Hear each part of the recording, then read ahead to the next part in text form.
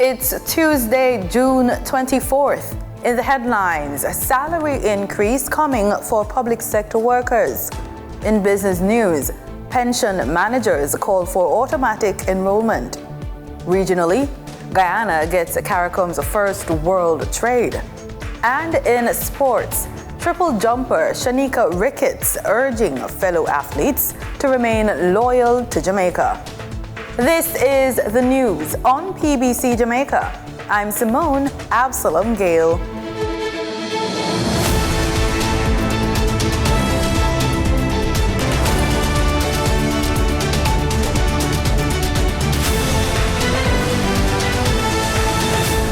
Public sector workers are set to get a pay increase.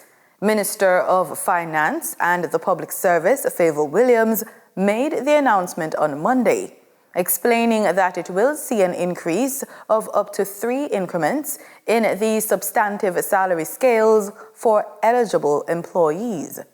She says the move, which represents an estimated 7.5% boost in basic pay for most public sector workers, is part of the government's continued efforts to modernize and improve the public service compensation system.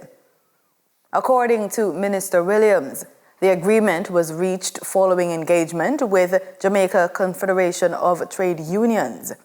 Ms. Williams says this marks a notable departure from the pre-2022 norm, when only 1 increment was granted per year and tied to a minimum score of 75% under the Performance Management and Appraisal System.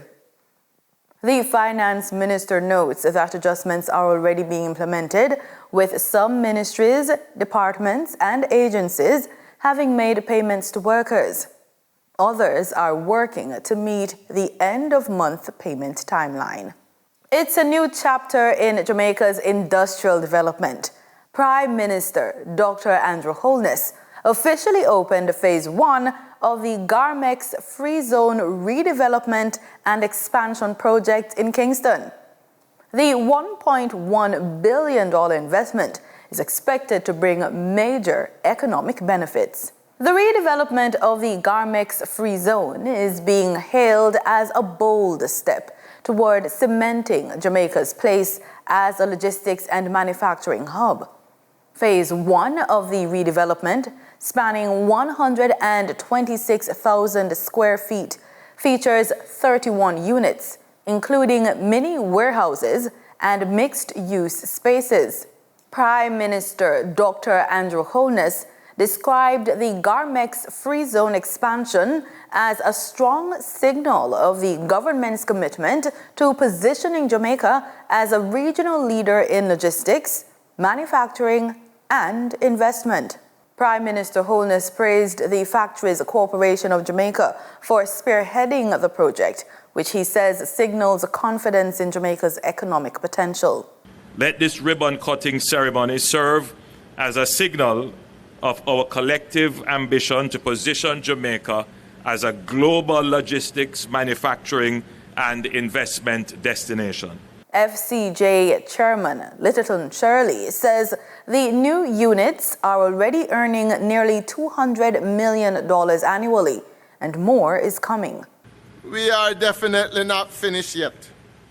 We are continuing to toil as great men do, presenting and presently we have commenced infrastructure work for 5.7 acres of greenfield land on the west side of the campus to expand the complex to meet constant demand for commercial space.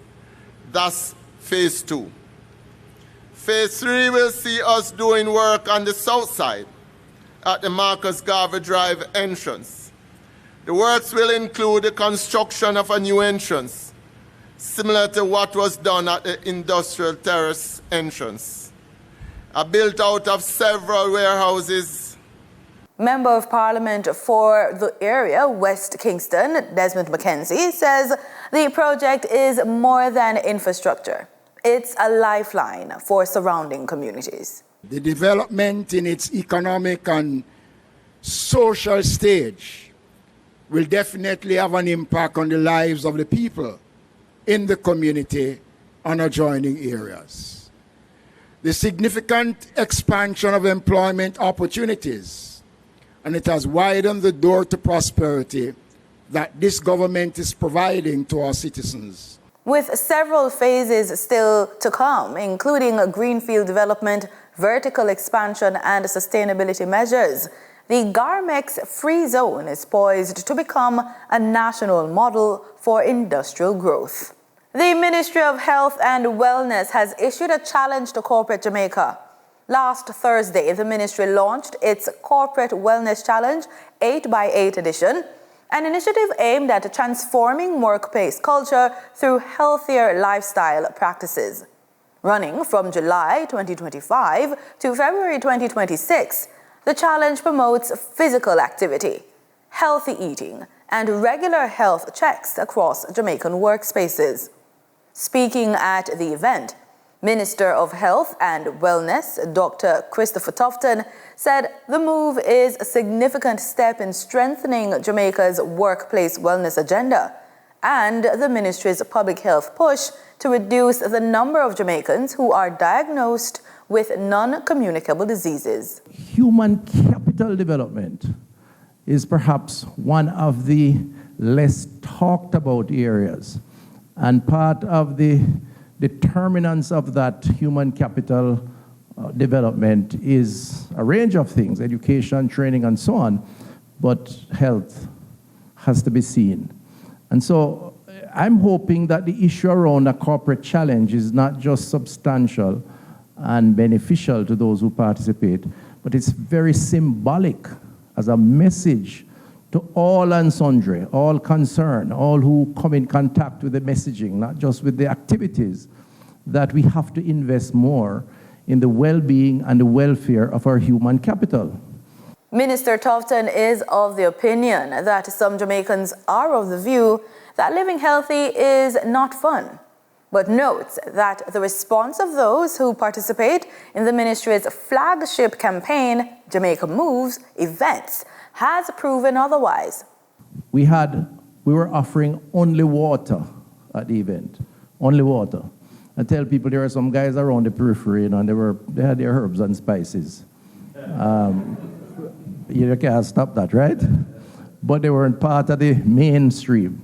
We offered water, people danced for 5 hours. We offered no food, and they had fun. All participants will be given 8 challenges over the next 8 months. The Corporate Wellness Challenge is open to all companies who register online at the ministry's website, moh.gov.jm. It's more than just stretching and breathing. Yoga reportedly has the power to clear the mind, boost physical health, and strengthen emotional resilience. Over the weekend, Jamaicans from all walks of life came together at Hope Botanical Gardens in Kingston to celebrate International Yoga Day, embracing this ancient practice that's helping many to balance in today's hectic world. Our reporter, Marlon Samuels, was there to capture the spirit of the day and bring you this story in this week's Living Healthy Report.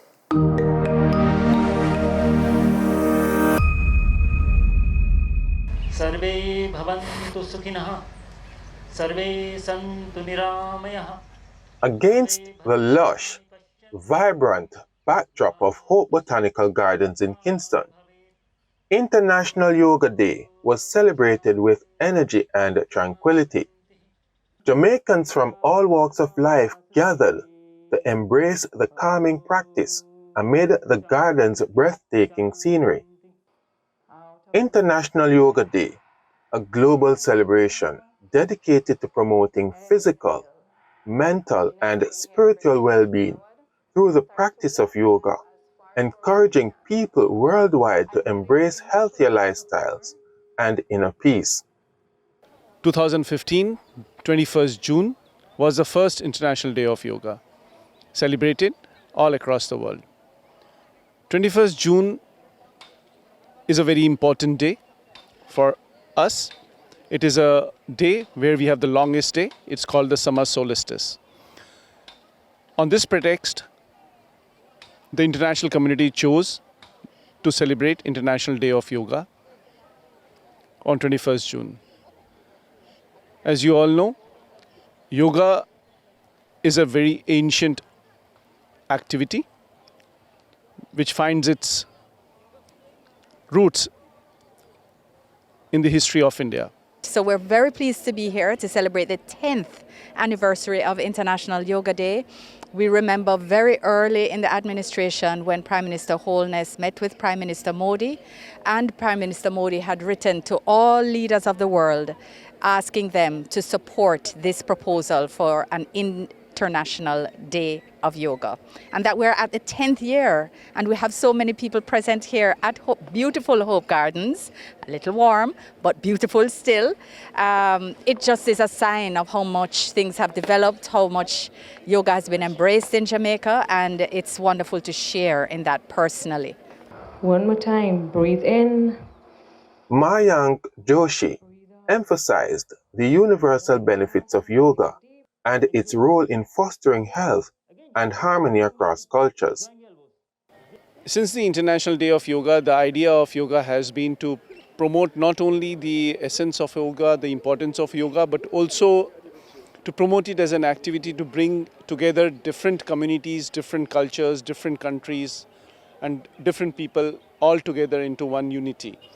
The idea of unity in diversity that emanates from India also is a setting example of how yoga is bringing currently different countries, different people together all across the globe. The highlight of the day was the group yoga session. Attendees of all ages joined in breathtaking exercises and gentle stretches, fostering a sense of unity and mindfulness. More and more people are discovering the benefits of yoga, whether for stress relief, flexibility, or inner peace. The best benefit that we get is the mind becomes more focused, more calm, more concentration is there. And when all these things are there, definitely a person can perform in a much better way than he do in a usual way. That we can call the mental benefits, because mind becomes more calm. When the mind is calm, of course the performance becomes more better. That's the best benefit that yoga gives, that no other kind of discipline most of the time gives. And regarding the physical benefit, if I ask, then for the physical, our body becomes more flexible first thing, The vital energy through which we are alive, it flows freely inside the body. Breathe out. It's clear that this ancient practice remains as relevant as ever in promoting health and harmony across cultures. Most of our people think of yoga as just the physical aspect of it, the asanas, but it is much more than that. From what we do in Heartfulness Jamaica, we are all about health and wellness, yoga, meditation. We have found out that it takes us from the physical level to the inner level. And so when we actually practice, do these asanas and move into meditation, it makes a big difference, right? It allows us to remove from, or should I say to move from, our basic consciousness to an expanded consciousness. I've been doing yoga for close to 20 years, for a very long time. I enjoy the community. It's very peaceful, very loving. And certainly there's the benefit of the exercise, and the breathing exercises help you. You can always get the benefit of breathing. And today I'm here to just be a part of a community. I've studied yoga with multiple teachers in Jamaica, and it's a good opportunity to see many of us coming together in one space.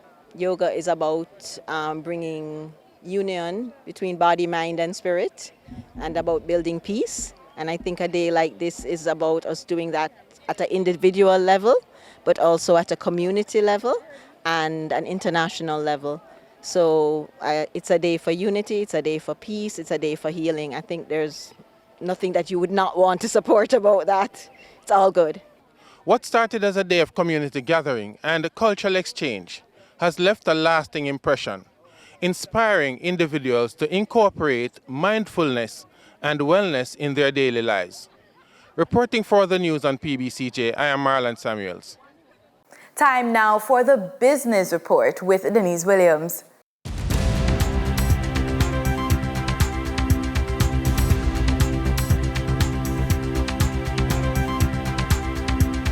Welcome to today's Business Report.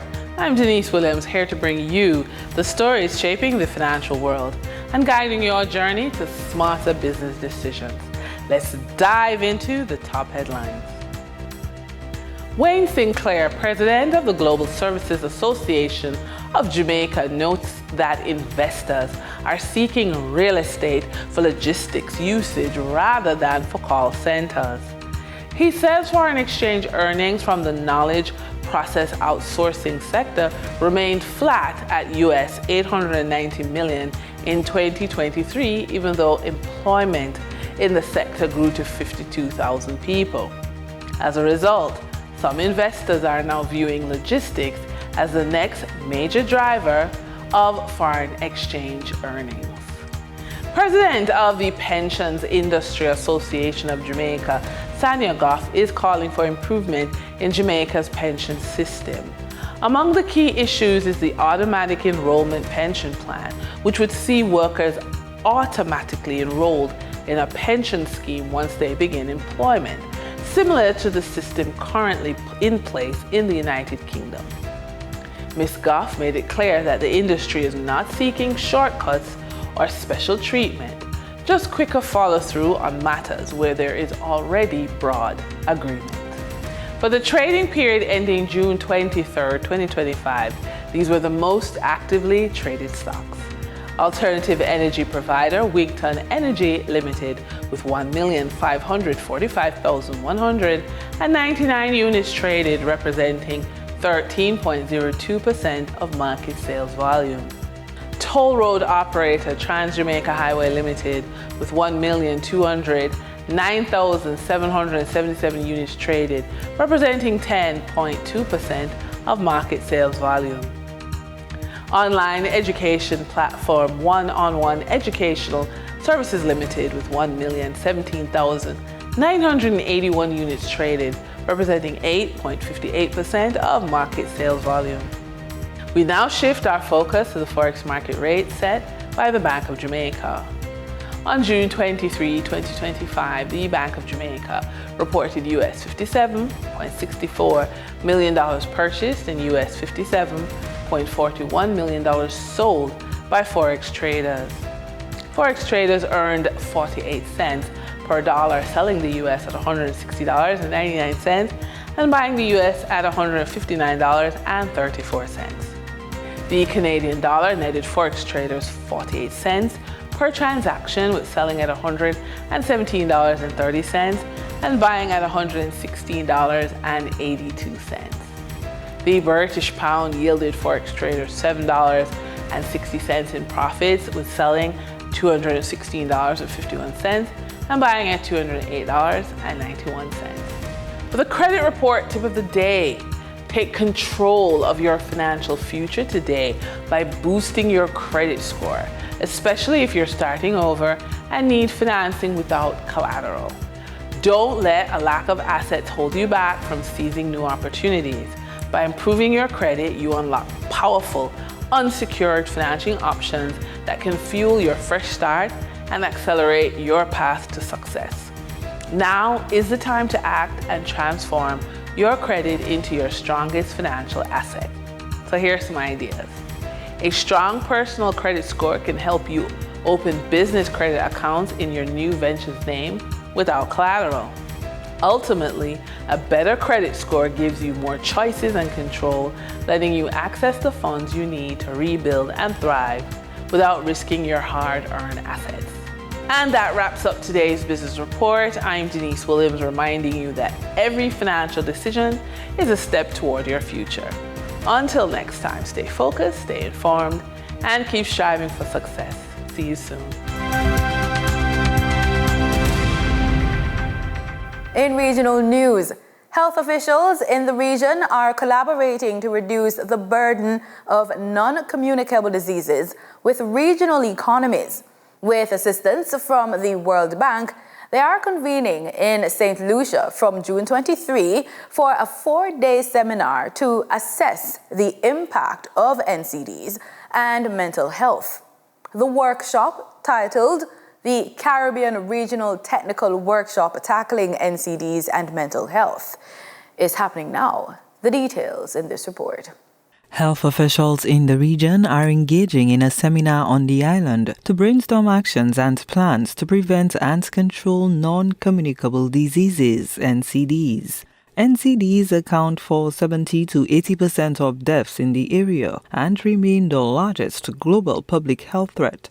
In St. Lucia, NCDs like heart disease, stroke, diabetes, and certain cancers lead to 8 out of 10 adult deaths. Jenny Daniel, the permanent secretary in the Health Ministry, outlined the lifestyle choices that contribute to NCDs in the region. These include poor diets that are high in salt, sugar, and fats, a lack of physical activity, excessive alcohol consumption and tobacco use, obesity and overweight, urbanization and socioeconomic conditions.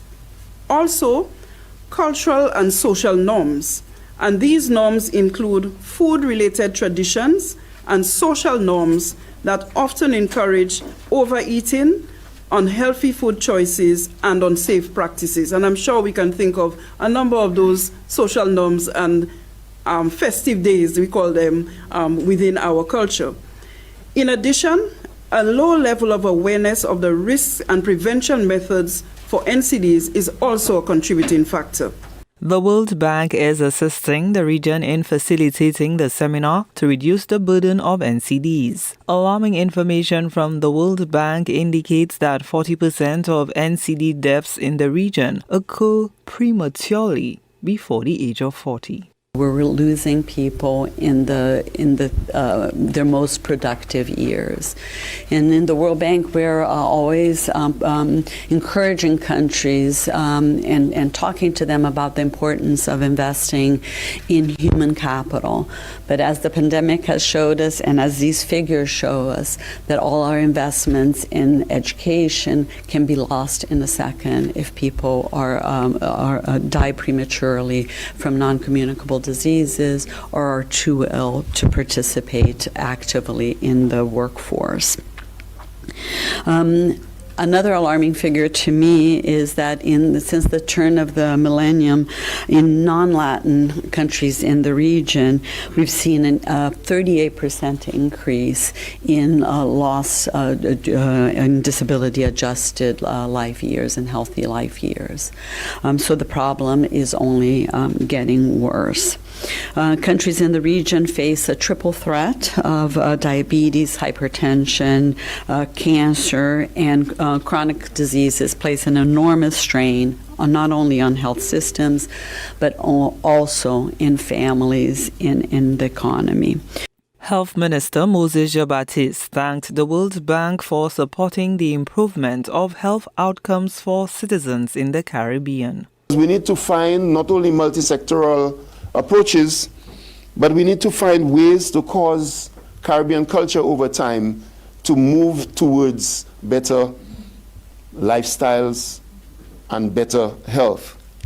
Many times when I speak to individuals, whether it be in agriculture or health, I was a minister for agriculture some years ago, and we spoke a lot about how do we cause St. Lucians to eat better and to eat well and so on. And I've said many times the answer is really in culture. It's not only in technical papers and so on. So I'm hoping that over the next few days you can possibly have a discussion on culture. How do we cause Caribbean culture, St. Lucian culture, to integrate into this healthy eating and healthy lifestyle habits. Data from the World Bank indicates that NCDs cost Caribbean countries between 1.4% and 8% of their GDP. Medical professionals in the Caribbean worry that high treatment costs associated with non-communicable diseases, lost productivity, and early deaths will result in economic losses that hinder countries' progress and economic development, ultimately leading to a reduced quality of life for their citizens. Healthcare officials are optimistic that they can formulate actions through the seminar to prevent and control the growing health crisis. Gina Filippi, HTS News Force. The first World Trade Center, established within the Caribbean community, CARICOM, was commissioned in Georgetown, Guyana on Friday. And those behind the venture vowed that small businesses will access greater trade and investment support. This is the World Trade Center Georgetown, the first such facility to be established in the Caribbean community. Through the center, key services ranging from business management and policy analysis to trade facilitation and space rentals will be provided to local business players. WTC Georgetown Executive Director Wesley Curtin said the center will boost business in Guyana. This center offers the opportunities for Guyanese business owners to present themselves, their businesses, their services, their products to more than 300 World Trade Centers around the world, in more than 100 and something countries, 102 countries, with over 1 million business associates. Meanwhile, the center's executive chairman, Komal Samaru, said there will also be a huge focus in supporting small businesses. Once this building is complete and commissioned and the WTCG gets fully operational, we are going to be actively involved, bringing opportunities to the businesses in Guyana, particularly in the small, medium, and micro business sectors. Guyana's President Dr. Fanali commissioned the World Trade Center Georgetown on Friday. Speaking at the commissioning ceremony, he said the venture aligns well with the government's plan to rapidly expand the local economy, empower more citizens to pursue lucrative business opportunities, and increase trade. Reporting for the newsroom, Vishani Raghabir.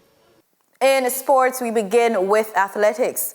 Olympic and World Championship silver medalist Shanika Ricketts is calling on fellow athletes to remain committed to representing Jamaica, even as attractive offers from foreign nations continue to lure top local talent abroad. On Monday, Ms. Ricketts signed a multi-million-dollar sponsorship deal with Dollar Financial Services, a partnership expected to support her through to the 2028 Olympic Games in Los Angeles. While the exact financial details remain undisclosed, the agreement marks a major endorsement for one of Jamaica's most consistent performers on the global stage. Ricketts has earned silver medals at the Paris 2024 Olympics and back-to-back World Championship podium. Her endorsement follows news that Olympic discus throw gold medalist Roger Stoner, Olympic long jump silver medalist Wayne Pinnock, Olympic shot put bronze medalist Rajinja Campbell, and Olympic triple jump finalist Jaden Hibbert are all expected to represent Turkey after receiving lucrative offers from the country's government. And that's it for the news on PBCJ. You can follow us on our social media platforms at PBCJamaica. Thanks for watching.